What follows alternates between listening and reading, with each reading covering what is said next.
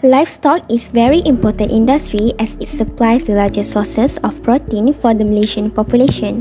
Livestock also play a significant role in livelihoods and the economies of developing countries, a contribution that goes beyond direct food production to include multipurpose uses such as skins, fiber, fertilizer and fuel, as well as capital accumulation. Furthermore, livestock are closely linked to the social and cultural lives of several million resource-poor farmers for whom animal ownership ensures varying degrees of sustainable farming and economic stability. Livestock refers to the animals raised primarily for the production of commodities such as meat, milk, eggs, leather and wool. Livestock in Malaysia comprises ruminants such as buffalo, cattle, goat and sheep, and non-ruminants such as swine and poultry, chicken and duck. In Malaysia, the livestock industry accounts for 1/10 of agriculture sector gross domestic product, with the whole sector contributing 8.9% of national GDP. Assalamualaikum, saya Wang Fazli Berwasman, memelihara lembu kapung. Boleh saya tanya beberapa soalan dekat Encik Fadli? Okey, boleh. Okey. Boleh tuan ceritakan mengenai ternakan lembu yang diusahakan? Ada berapa ekor? Lepas tu jenis baka lembu sekarang ni baka apa? Okey, saya memelihara lembu tu baka tempatan dan capur lah dengan limau sikit. Adalah sikit. Okey, Encik Fadli, boleh tak Encik Fadli ceritakan berapa harga pembelian lembu ni dengan kos ternakan lembu ni? Harga kita beli lembu hari tu warna muda dalam RM9,000. Warna kos semuanya ada 12 ekor tu dalam RM12,000 lah satu bulan. Kos lebih kurang dengan capur ngapo capur lah tu.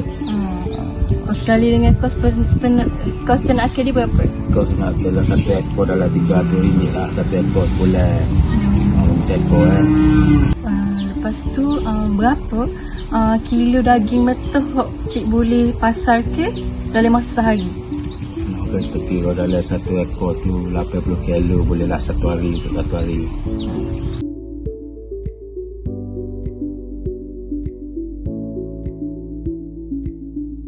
There is an issue in which this country is unable to provide raw meat supply needs because of failure of cattle breeding. In 2020, Malaysia will only be able to produce 23% of the nation meat needs. This has caused the country to increase the import of raw meat supply. The Department of Statistics record that the country had to import meat worth 2.2 billion ringgit Malaysia that year. Not just that, it keeps increasing moderately worth 2.4 billion ringgit Malaysia in 2021. Also, in 2020, the export of raw meat supply will be worth 84 million ringgit Malaysia. This shows that the country has insufficient raw meat supply to the point that the country needs import meat. This issue has been caused by several things such as low capital investment, rising labor costs and manpower shortage, high feed and input cost inflation, and more breeding and extension services for small farms, especially for the cattle industry segment. Assalamualaikum Encik Fahmi.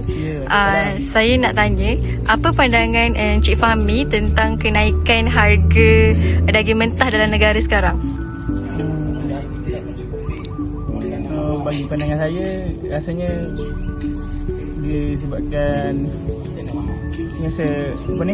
sumber daging mentah tu kurang mencukupi. Sebab sekarang ni banyak pasaran ada daging import ni.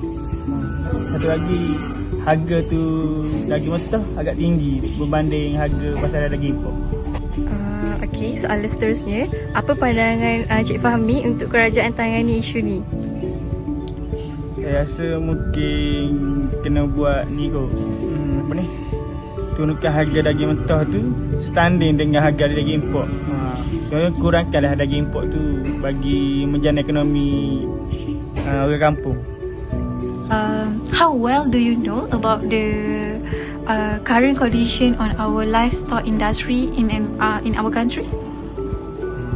I'm not sure, but lately I heard that about the meat price increase like that, so I'm not sure about that. My question, as a student, what do you think? Is it government play an important role to stabilize the livestock industry in our country? Yes, I think it is important for the government to play the role to stabilizing the livestock industry in this country, because this industry need a big investment, especially in their research and development. So that's what I understand about your question. The livestock production for beef has declined by double digits with 11% in 2021. Also, the industry underwent issues such as low self-sufficiency levels for basic foods such as 28% for beef. As a result, our country has been a major importer of food with a trade balance deficit which has been rising year on year. For example, in 1990, the food trade balance deficit was 1.1 billion ringgit Malaysia. In 2006, it increased to 8.5 billion ringgit Malaysia and 16.5 billion ringgit Malaysia in 2016 due to higher imports averaging 10.6% per annum from 1990 to 2015. At the same time, exports increased by an average of 7.8% per annum. This shows that the country has been experiencing a lack of raw meat supply for a long time. One of the reasons for low agricultural productivity is the lack of agricultural system technology application in farm practices. In the 2020 budget, incentives should be given to the investment, research and adoption in agricultural system technology.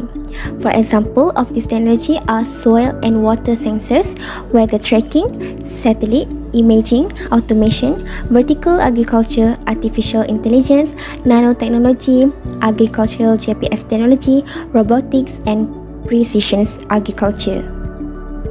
In order to secure food supply, the sector needs entrepreneurs who can commercialize high-tech food production. Therefore, in the National Budget 2020, the government needs to provide for more funds in development of entrepreneurs in food production. This gives an impact on government expenditure, where the government needs to increase the fund to enhance the livestock industry in terms of cattle breeding. In conclusion, Malaysia needs to shape itself in terms of raw meat supply in this country. Also, the government needs to enhance in developing the strategies to overcome the issues in the livestock industry. This is because the livestock industry is crucial due to the food supply chain. Also, the failure of the livestock industry can contribute to the other issues because the livestock industry is important and one of the fundamental industries in the country's agricultural development. Therefore, the government revenue will decrease because the government cannot roll their expenditure, which is lack of raw meat supply.